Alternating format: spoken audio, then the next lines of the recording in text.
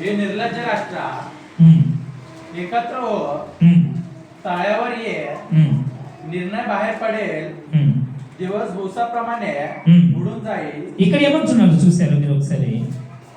ఈ జెఫన్యా గ్రంథము 2వ అధ్యాయం 1వ వచనంలో మాట్లాడుతూ, సిగ్గుమాలిన జనులారా కూడి రండి, పొగ ఎగిరిపోవునట్లు సమయము గతించిపోతున్నది. ఈ సమయం అంట పొయ్యిలో కట్టి కాలినప్పుడు పొగ ఎలాగైతే ఎగిరిపోతుందో అలాగనే అనుకోకుండానే దినాలు వెళ్ళిపోతాయి. మనమేమనుకుంటున్నాము, సమయం చాలా ఉందిలే, ఆరోగ్యం ఉంది కాబట్టి, బలం ఉంది కాబట్టి, యవ్వనం ఉంది కాబట్టి ఇప్పుడు అవసరమా? నిర్లక్ష్యం చేస్తే దేవుడు ఏమంటున్నాడు,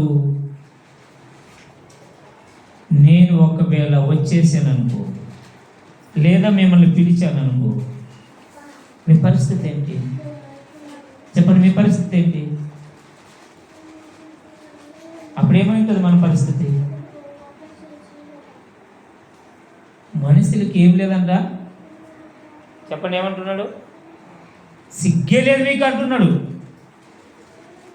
అంటున్నాడు, సిగ్గుమాలిన జనులారా కూడి రండి, పొగ ఎగిరిపోవునట్లు సమయము గతించిపోవచ్చున్నది. విధి నిర్ణయం కాకమునిపే, యెహోవా కోపము మీ మీదికి రాకమునిపే, మిమ్మల్ని శిక్షించకు యెహోవా ఉగ్రత రాకమునిపే కూడి రండి. ఎప్పుడంట? దేవుడు ఒకవేళ శిక్షించడానికి వచ్చనుకో, ఆ శిక్షకు నీవు తట్టుకోగలుగుతున్నావా? దేవుని కోపం లేకపోతే ఇదేమండి? దేవుని కోపం కూడా వస్తుందా తమ పిల్లల పట్ల అని ఒకవేళ మనం అనుకుంటే అది పొరపాటు. ఆయన ఒక కాలాన్ని నిర్ణయించారు. 2వ వచనం చూడండి, ఎంత చక్కగా ఉన్నది. निर्णय बाहेर पडेल, दिवस दिवसाप्रमाणे उडून जाईल, परमेश्वराचा क्रोध दिन तुम्हावर येईल, त्यापूर्वी तालावर या. देशातील सर्व नम्र जनांनो, परमेश्वराच्या न्यायानुसार चालणाऱ्यांनो त्याच्या आश्रय करा. చాలా ఏమంటున్నారు చూడండి, విధి నిర్ణయం కాకమునిపే. విధి అంటే ఏమిటి? ఒక సమయాన్ని కేటాయించాడు, ఆ సమయము రాకమునిపే. నువ్వు సచ్చే సమయమా లేదా దేవుడు వచ్చే సమయం? విధి నిర్ణయం కాకమునిపే, యెహోవా కోపము మీ మీదికి రాకమునిపే. ఆయన కోపము ఎలా ఉంటుందో తెలుసా? మనం తట్టుకోలేదు. ఆయన మనల్ని ఎంతగా ప్రేమిస్తాడు, ఎంతగా ఆశీర్వదిస్తాడు, అంతే శిక్షించేవాడై ఉన్నాడు. మనమేమనుకుంటున్నామంటే దేవుని నమ్మితే చాలండి, ఎలాంటి సమస్యలు రావనుకుంటాం. దేవుని నమ్మితే చాలు, అన్నీ ఆయనే చూసుకుంటాడు. నేనేం చేశాను? ఎప్పుడు వరకు? నీవు దేవునికి అనుకూలతంగా ఉన్నంత వరుసగా, అటు ఇటు ఉన్నంత వరుసగా. మీకు ఎగ్జాంపుల్ ఒకటి చెప్తాను. ఒక ఆయనకు ఒక కొడుకు పుట్టాడు అనుకో. కొడుకు పుట్టిన వెంటనే తండ్రికి ఏమన్నా పని చేసి పెడతాడు చెప్పండి? నా కొడుకు పుట్టాడని సంతోషపడతాడు, ఎన్నో కార్యక్రమాలు చేస్తాడు. కొడుకు పుట్టిన వెంటనే తండ్రికి సంపాదించి పెడతాడా చెప్పండి? ఎప్పుడు? వాడికి బలం రావాలి, తెలివి రావాలి, వాళ్ళ నాన్న మాట వినాలి. అప్పుడు చిన్నగా ఉన్నప్పుడు అయితే మనం కూడా విశ్వాసంలోకి రాగానే నా పిల్లోడు అయిపోయి సాతాన్ని ఎదుర్చి నింబడని అన్ని ఆశీర్వాదాలు ఇవ్వడు. మీరు జీతం తెచ్చి నెల పైసలు ఒక 10,000 ఇచ్చామనుకోండి, మీ పిల్లల చేతికి ఇచ్చి జాగ్రత్తగా ఖర్చు పెట్టంటే ఏం చేస్తారు వాళ్ళు? ఇస్తారా? మీరు ఇస్తారా? ఏంటికి బరువు? ఆ కెపాసిటీ లేదు, ఆ ఆలోచన లేదు. ఏ పైసలు ఎక్కడ ఖర్చు పెట్టాలో ఆ ఆలోచన వచ్చినప్పుడు కదా. మరి దేవుడు కూడా మనకి ఊకే మన ఆలోచన పెరగకుండా, మనకి ఆలోచన శక్తి పెరగకుండా, మన సామర్థ్యత ఏంటో తెలియకుండా, మన బలం ఏంటో తెలియకుండా ఊకే ఆశీర్వాదాలు ఇచ్చేస్తాడా? మనం పాపం చేస్తామా, నీతిగా ఉంటామా, మన మీద మనకే నమ్మకం లేకుంటే దేవుడు ఎప్పుడు ఇస్తాడు చెప్పండి? మనం ఇంకా చిన్న పిల్లలుగా ఉండకూడదు. 1వ అధ్యాయము 14 వచనం చూస్తే ఏమంటున్నాడు? అదే జపన 1వ अध्याय 14 वचन. परमेश्वराचा मोठा दिवस समीप आहे. तो येऊन टेपला आहे. वेगाने येत आहे. ऐका, परमेश्वराचा दिवस. तेथे वीर दुःखाने ओरडत आहे. ఏమంట? యెహోవా మహాదినము సమీపమై ఉన్నది. యెహోవా దినము సమీపమై అతి శీఘ్రముగా వచ్చుచున్నది. ఆలకించండి, యెహోవా దినము వచ్చుచున్నది. పదే పదే చెప్తున్నాడు. ఏమంట? దేవుడు ఒక దినాన్ని నిర్ణయించాడు. ఆ దినము త్వరలోనే వస్తుందంట. ఎట్లా వస్తుందంట? చాలా త్వరగా వస్తుంది. మనం సిద్ధపడి ఉండాలి. ఉన్నామా సిద్ధపడి? సిద్ధపడకపోతే లాభం ఏంటి చెప్పండి? మన మత్తయి సువార్తలో 25వ అధ్యాయంలో చూసుకుంటాం 10 మంది కన్యకల గురించి. తెలుసా మీకు? బాగా తెలుసు చాలామందికి. పెళ్లి కుమారుడు వస్తాడని 10 మంది డ్యూటీలు పట్టుకొని ఉంటారు. అయితే 5 మంది ఏం చేస్తారు చెప్పండి? ఇంకా వస్తాడని మూర్ఖంగా ఏం చేస్తారంటే వాళ్ళ నూనెలో ఊకి వేస్ట్గా అయిపోబడతారు.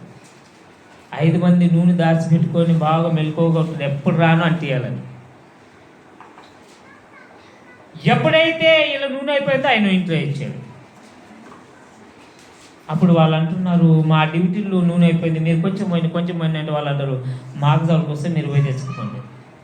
అర్ధరాత్రి దుకాణం తెరిచింటారా? డిజైన్ పోస్తారా?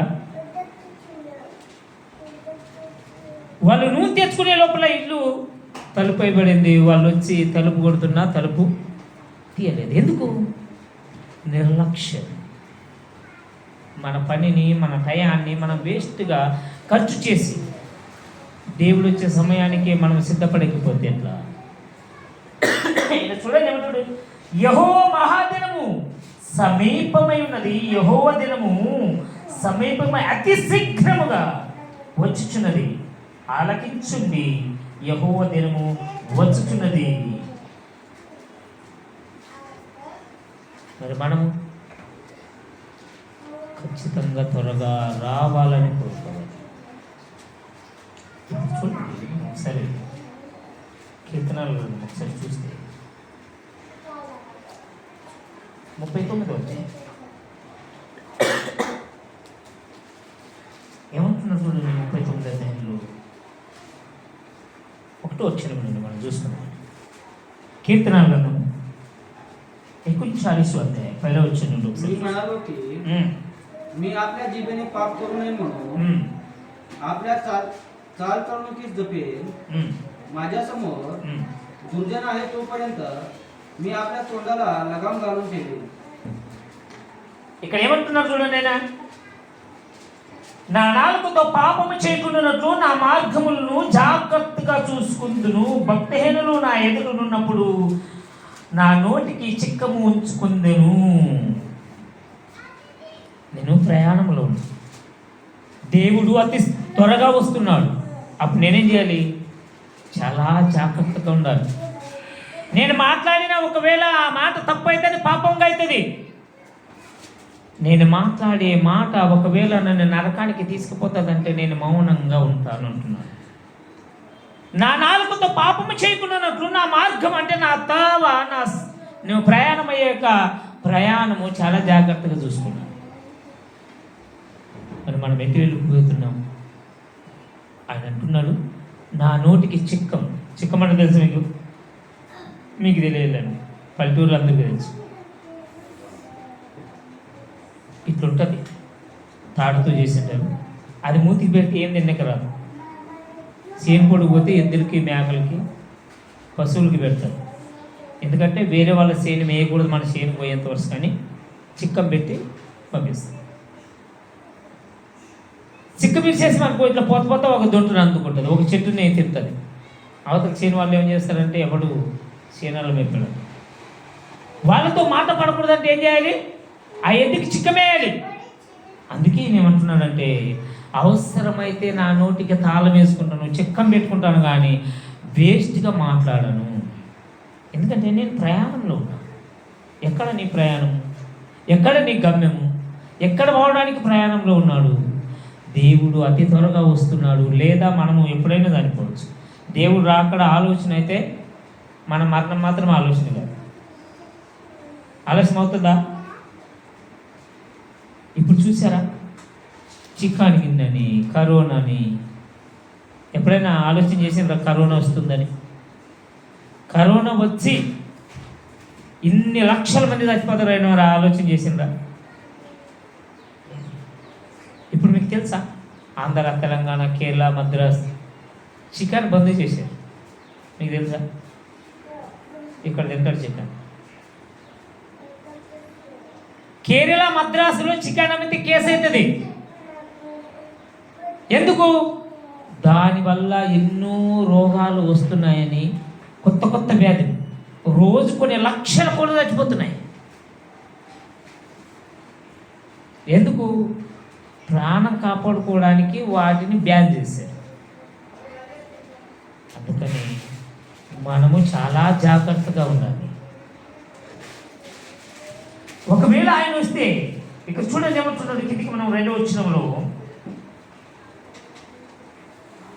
मोहन करू मी गप्प राहिलो, बरे देखील काही बोललो नाही, तरी माझ्या दुःखाने उचल काढली.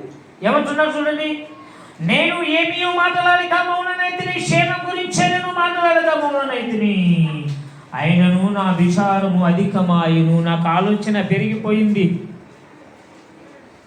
నేను మౌనంగా ఉన్నాను. ఎప్పుడు, ఎక్కడ, ఎవరితో ఎలా మాట్లాడాలో, ఏం మాట్లాడాలో మనం తెలుసుకోవాలి, జ్ఞానవంతులై ఉండాలి. ఎందుకు ఇవన్నీ చేస్తున్నాడు అంటే, మన దినములు గడ్డి పోలినవి, మన దినములు నీటి మీద బుడగను పోలినటివి, మన దినములు నీడను పోలినటివి, మన దినములు ఆవిరి లాంటివి. మనం ఈ భూమి మీద బ్రతుకుతున్నాము, కానీ మన దినములకి మనకి గ్యారెంటీ ఉందా చెప్పండి? చూడండి కింద ఏమంటున్నారు చూడండి, 3వ వచనంలో, माझे हृदय आतले आत संतप्त झाले, मला ध्यास लागला असता माझ्यामध्ये अग्नी भडकला, तेव्हा मी आपल्या जिभेने बोललो, हे परमेश्वरा, माझा अंतकाळ केव्हा आहे व माझे आयुष्यमान किती आहे हे मला समजू दे. ఏమంటున్నారు చూడండి, నా గుండె నాలో మండుచుండెను, నేను ధ్యానించుచుండగా మంట పుట్టెను, అప్పుడు నేను ఈ మాట నోరార పలికి తిని. ఏం పలుకుతున్నాడు చూడండి ఈయన. ఈయన మాట్లాడుతూ ఏమంటున్నాడు తెలుసా? నా గుండె నాలో మొండెను. ఓకేలేడు ఆయన, లోపల మండుతుంది మంట. మౌనంగా ఉన్నాడు అంటే లోపల మండుతుంది, మండుతూ అంటున్నాడు. ఆయన మాట్లాడిన మాట చూడండి, నా గుండె నాలో మండుచుండెను, నేను ధ్యానించుచుండగా మంట పుట్టెను, అప్పుడు నేను నోరారా ఈ మాట పలికి తిని. దేవుని జ్ఞాపకం చేస్తే మామూలు కాదంట, లోపల మంట పుట్టినట్టు ఉండాలి. అగ్గి ఎలాగైతే ఉడుకుతుందో మన లోపల హృదయం అలా పొంగిపోవాలి. అప్పుడు ఏమడిగాడు చూడండి, 4వ వచనంలో మాట్లాడుతున్నాడు, యెహోవా నా అంతము ఎట్లై ఉన్నది, నా దినముల పరిమాణము ఎంతై ఉన్నది తెలుపుము, నా ఆయువు ఎంత అల్పమై ఉన్నదో నేను తెలుసుకొనగోరుచున్నాను. ఎప్పుడైనా అడిగారా మీరు, దేవుడా నన్ను ఇంకా మరణానికి ఎంత దూరంగా ఉన్నాను, ఎన్ని దినాలు ఈ భూమి మీద బ్రతుకుతాను, నా చావు ఎప్పుడు వస్తుంది? ఎప్పుడైనా అడిగారా మీరు? అదే చావు అంటే ఎక్కడ చచ్చిపోతాము, చావు పేరెత్తద్దు అంటారు కొన్ని కార్యాలయాల్లో. చూడండి, చావు గురించి మాట్లాడి ఎక్కడొచ్చి ఏం మాట్లాడతావు నువ్వు అంటారు. ఈయనేమంటున్నాడు, 4వ వచనం చదవండి అని మాట్లాడుతున్నాడు చూడండి. 4వ వచనం, माझा अंतकाळ केव्हा आहे व माझे आयुष्यमान किती आहे हे मला समजू दे, म्हणजे मी किती नश्वर आहे हे मला कळेल. ఏమంటున్నాడు? యెహోవా నా అంతము ఎట్లయినది, నేను ఆఖరి దినాల్లో చచ్చిపోతే అప్పుడు ఎలా ఉంటాను? నేను చచ్చిపోతే నీ దగ్గరికి వస్తానా, లేకుంటే నరకానికి పోతానా? ఎప్పుడైనా ఆలోచన చేశారా? నేను చచ్చిపోతే ఎక్కడ పోతాను అడుగుతారా ఎప్పుడైనా? అడగాలి, తెలుసుకోవాలి. మనం ఎలా నడుచుకుంటామో ఎక్కడ పోతామో మనకు తెలియకపోతే ఎట్లా చెప్పండి? చెప్పేమంటున్నారు చూడండి, నా ఆయువు ఎంత అల్పమై ఉన్నదో నేను తెలుసుకొని కోరుచున్నాను. నాకు ఇంకా ఎన్ని దినాలు ఉన్నదో, ఎంతకాలం బ్రతుకుతాను, నా చావు ఎందాక ఉన్నదో నేను తెలుసుకోవాలనుకుంటున్నాను. ఈయన ఎలా ఉంటే ఇంకొక ఆయన మాట్లాడుతున్నాను. మళ్ళీ ఇక్కడికి వచ్చేదామండి. యెషయా గ్రంథం 40వ అధ్యాయం చూద్దాం. హిజ్కియా ప్రవక్తకి మరణకరమైన రోగం వచ్చినప్పుడు ఆయన మాట్లాడుతూ ఒక మాట మాట్లాడుతున్నాడు చూడండి.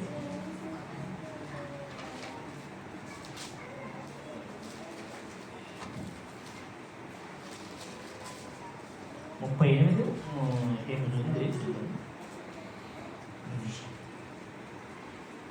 38 సరే చూస్తే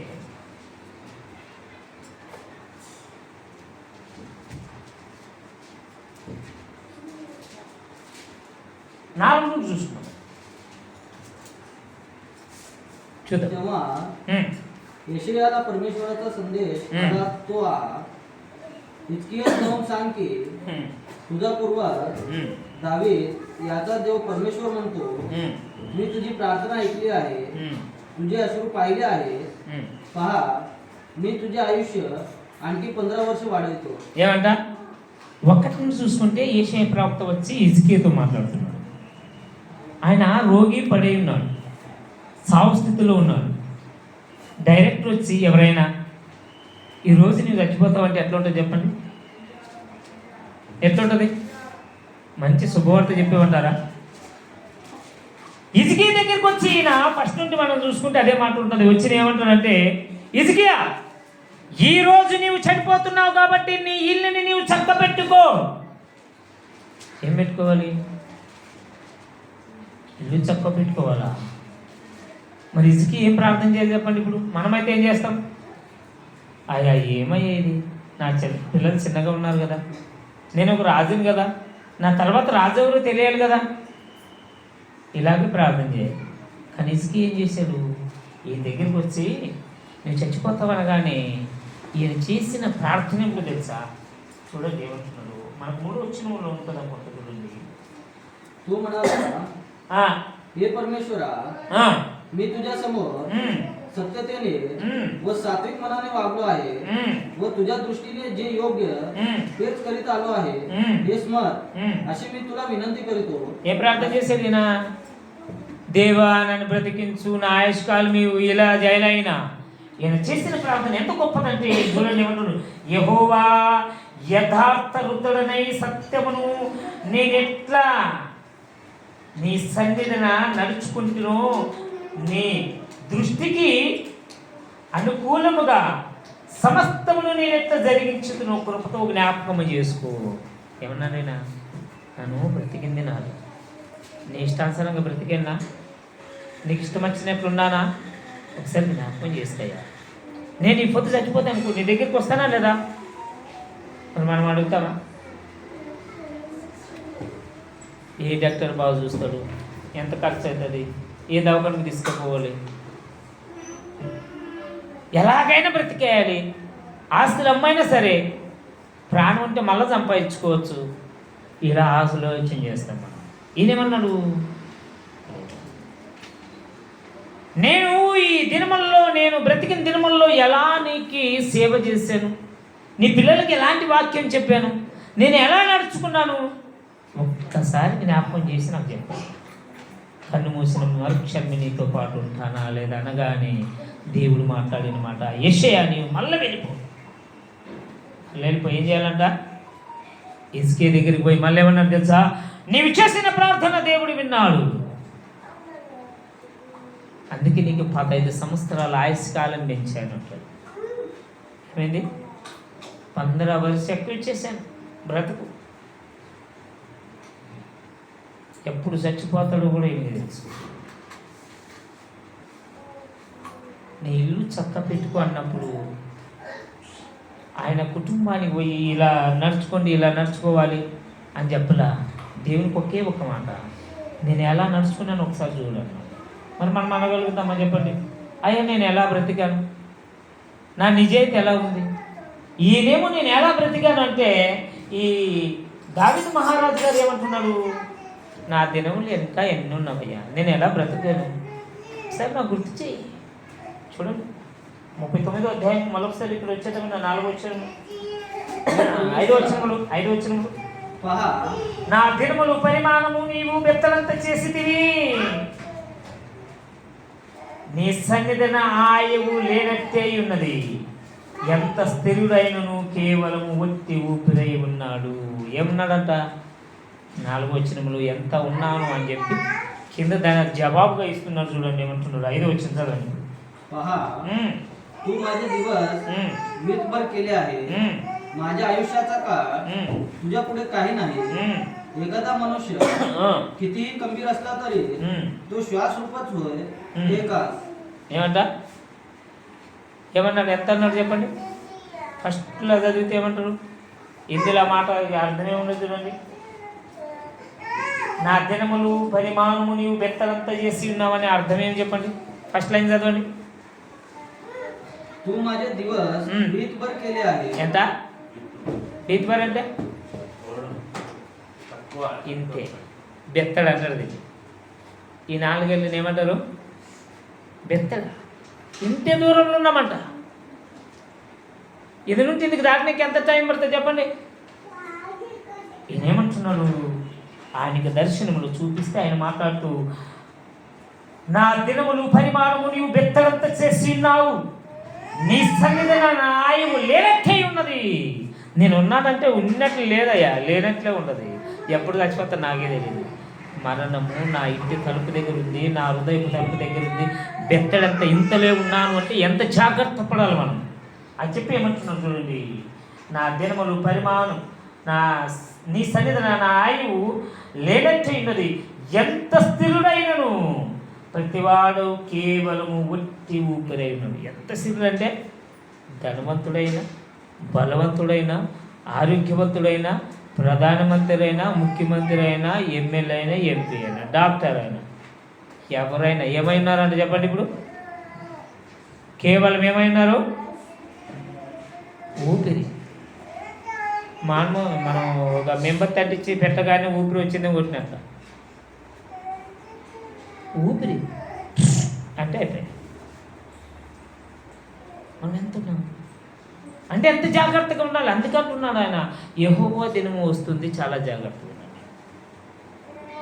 మనము మరణానికి దగ్గరలో ఉన్నాం, బెత్తలంతే ఉన్నాం. మన ఆయుష్ కాలము ఎంత ఉందంట? ఎంత స్థిరుడైనను కేవలము ఒట్టి ఊపిరై ఉన్నాడు అని చెప్పి ఏమంటున్నాడు చూడండి ఆలోచనలో. खरोखर मनुष्य चायसारखा पितो, जिभेने तो उगाच दामधूम करीतो, तो दोन साठवितो, पण ते कोणाच्या हाती लागेल हे त्याला ठाऊक नाही. ఏమంటున్నారు చూడండి, మనుషులు నీటి వంటి వారై తిరిగి లాడుచున్నారు, వారు తొందరపడుట గాలికి కదా, వారు దాన్ని కూర్చుకొందరు కానీ అది ఎవరికి చిక్కును వారికే తెలియదు. కేవలం ఊకి నీడ తిరిగినట్టు తిరిగిలాడతారు. ఉండారంటే ఉన్నారు అంతే, కంట కనపడడానికి. ఈ శరీరంలో ప్రాణం వెళ్ళిపోగానే మీరు వెళ్ళిపోతారు. మీరు ఎంతో కష్టపడి తినక మీరు సంపాదించుకొని పెట్టింది ఎవరు తింటారు చెప్పండి? తింటారా? మీరు తింటారా? కోట్లు సంపాదించి పెట్టారు. మన ఇండియాలో ఉన్న పైసలు పేదవాళ్ళు అందరికీ మంచామనుకో ఏమంటే తెలుసా, ప్రతి ఒక్కరు ధనవంతులే. మన ఇండియాలో మామూలు పైసలు లేవు, చాలా డబ్బు ఉంది. కానీ ఏం చేశారంటే కోట్లు దాచిపెట్టారు. ఎవరు రూపాయి కూడా తిన్నకి శాతం తింటారా చెప్పండి? పైసలు తింటారు ఎవరైనా? మనము 3 పూట్ల అన్నం తింటాం, పైసలు ఉన్నాడు 2 పూట్లు కూడా తినలేరు. బీపీ, షుగరు, వ్యాధులు, రోగాలు, సమయంకి నిద్రపోక, మనము తిన్నకి లేక మనం ఏడుస్తుంటే వాడు ఉండి కూడా తినలేక ఏడుస్తాడు. వాడు బరాబర్ తింటే చచ్చిపోతాడు. మీకు గుర్తా? డబ్బులున్నాడు సమయంకి తినక అనేక రోగాలు వచ్చినప్పుడు ఏం చేస్తాడు తెలుసా? వాడు ఉప్పు చక్కగా తింటే చచ్చిపోతాడు, తీపి చక్కగా తింటే చచ్చిపోతాడు. మరి ఏంటికి రా నాయన అంటే ఇంకా సంపాదించాలి. ఏం చేస్తారు? మనము ఏదో ఒకరోజు ఈ భూమిని వదిలేసి వెళ్ళిపోవాలి. గాలికి ప్రయాసపడద్దు. నీ ప్రయాసము నీ ఆత్మను రక్షించేదిగా ఉండాలి. లాస్ట్ ఒక మాట చూసి మనం మూవీ చూసుకున్నాం. చూద్దాం డిఫరెంట్గా ఉంది మనం చూస్తే.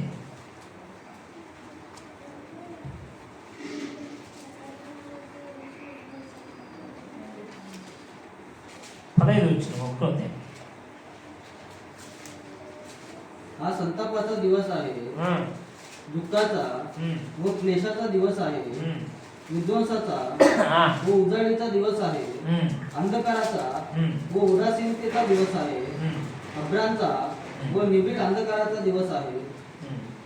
ఏమంటున్నారు చూడండి, ఆ దినము ఎప్పుడు? యెహోవా ఉగ్రత దినమందు, అంత్య దినమందు తీర్పు జరుగుచున్నప్పుడు. ఎట్లంట? ఆ దినము ఉగ్రత దినము, శ్రమ దినము, ఉపవాస దినము, మహాశ్రమ దినము, అంధకారము, గాఢంధకారము, కమ్ము దినము, మేఘములను గాఢంధకారములను కమ్ము దినము. ఎలాంటి దినమంతా?